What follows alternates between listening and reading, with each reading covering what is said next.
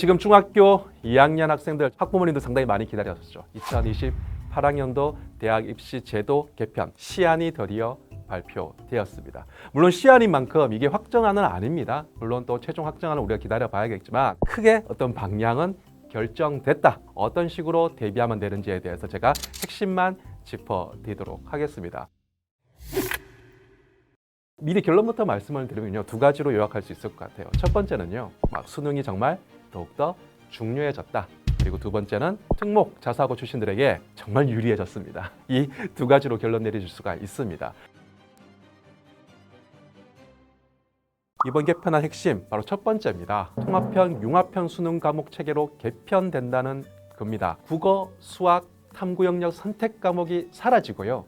모든 수험생들이 공통 과목, 동일한 과목을 시험을 보게 된다는 얘기입니다. 이거 중요한 포인트거든요. 이 변화에 대해서 한번 살펴볼까요? 자, 통합형 수능 과목 체제 개편으로 상당히 많은 변화가 예상이 됩니다. 특히 자연계열 상위권 학생들의 수능 준비 부담이 더욱 늘어날 것으로 예상됩니다. 기존의 수능에서는 자연계열 학생들 같은 경우는 미적분만 선택해서 시험을 보면 됐거든요. 근데 확률과 통계라는 과목까지 이제 시험 범위 안에 들어왔기 때문에 이 과목 필수로 공부해 주셔야 된다는 거. 그리고 또 중요한 포인트죠.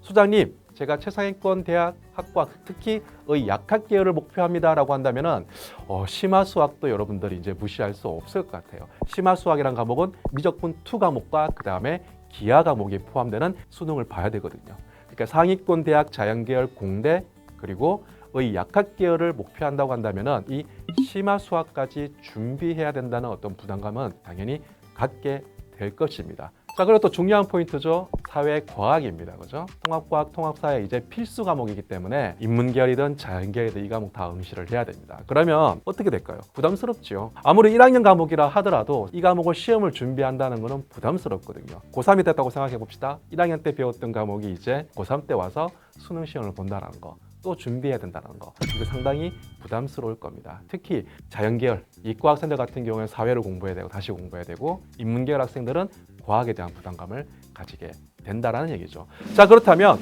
1학년 통합과학, 통합사회가 시험 범위에 출제된다고 한다면 언제가 중요할까요? 그렇죠. 중학교 사회과학이 정말 중요합니다. 여러분들이 이제 중학생 때 사회과학 공부 이제 허투루 보내서는 절대로 안 된다. 확실한 어떤 실력은 중학교 때 쌓을 수가 있다 때문에 사회과학만큼은 중학교 공부도 또 중요해진다.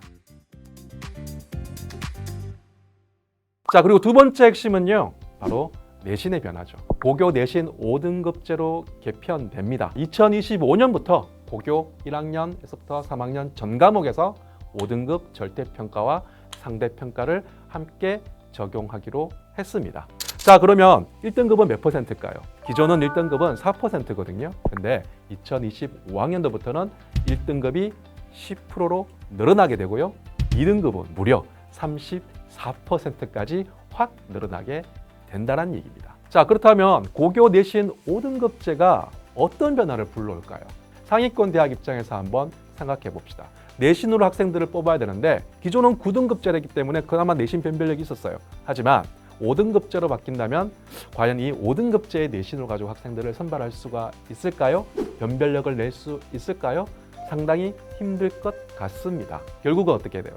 상대적으로 내신에 조금 불리했던 친구들이죠. 특목고, 자사고 출신들, 그리고 내신 경쟁이 조금 치열한 동네의 친구들이 대학 입시에서 상대적으로 유리해졌다. 대학 입장에서는 변별력이 조금 떨어지다 보니까 다양한 형태로 반영 방법을 취할 수 있을 것 같습니다. 그러면 어떤 부분에 주목할까요?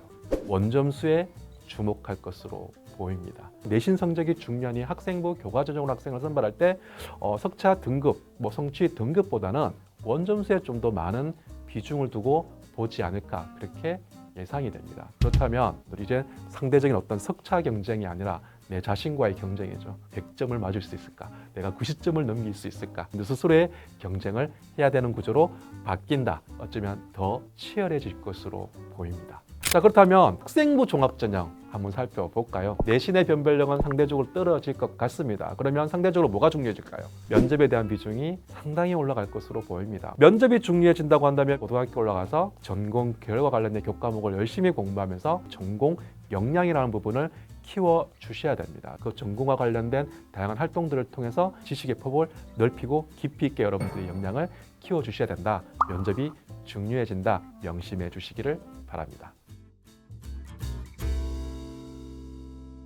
자, 마지막 세 번째 핵심입니다. 내신 평가에서 논술과 서술형 평가가 확대된다는 얘기입니다. 그럼 어떻게 해야 될까요? 여러분들이 관심 있는 분야에 대해서 아니면 교과목을 공부하다가 호기심이 생겼어? 그러면 거기에 대한 관련된 어떤 책을 찾아본다든지 지식의 폭을 넓히는 게 무엇보다 중요하다. 책 내용을 읽어보고 난 다음에 잠깐 요약한다든지 생각을 잠깐 기록해 본다든지 독서, 어떤 논술이라고 생각하면 될 것 같아요. 이런 습관을 들이면서 준비해 준다고 한다면 내신에서 서술형, 논술형 평가가 증가되는 어떤 방식에서 여러분들이 충분히 대비할 수 있겠다. 이렇게 말씀드릴 수가 있습니다. 이제 최종 결론을 내려보겠습니다. 교육부가 이번에 발표한 2028 대학 입시제도 개편 시안입니다. 최종 확정안은 아니죠. 학생들을 선발하는 이 대입체제는 바뀌지 않았지만 바로 수능과 내신이 크게 바뀌었죠. 수능 같은 경우에 어차피 부담스러워졌습니다. 수능 준비 여러분 만만히 준비를 하셔야 될 것 같고요. 내신은 조금 여유로워졌습니다. 하지만 내신으로 변별력을 가지고 학생들을 선발할 수는 없을 것 같습니다. 그러면 뭐가 중요해질까요? 면접에 대한 비중이 상당히 올라갈 것으로 보입니다. 자, 그렇다면 소장님, 면접을 어떻게 준비해야 될까요? 최상위권 대학, 최상위권 학과, 특히 의약학 계열을 목표한다고 한다면 그들 대학과 학과를 목표하는 친구들이 많은 환경에서 여러분들이 같이 경쟁하는 게 면접을 대비하는 길이다. 외고, 국제고, 자사고, 과고, 영재고에서 여러분들 열심히 경쟁하면서 준비한다고 한다면 그런 대학 충분히 합격할 수 있을 거라 확신합니다. 어떤 변화가 오더라도 이들 고등학교에서 여러분들 열심히 준비하시면 입시에 성공할 수 있다. 그렇게 강조드리면서 이렇게 마무리 짓겠습니다. 감사합니다.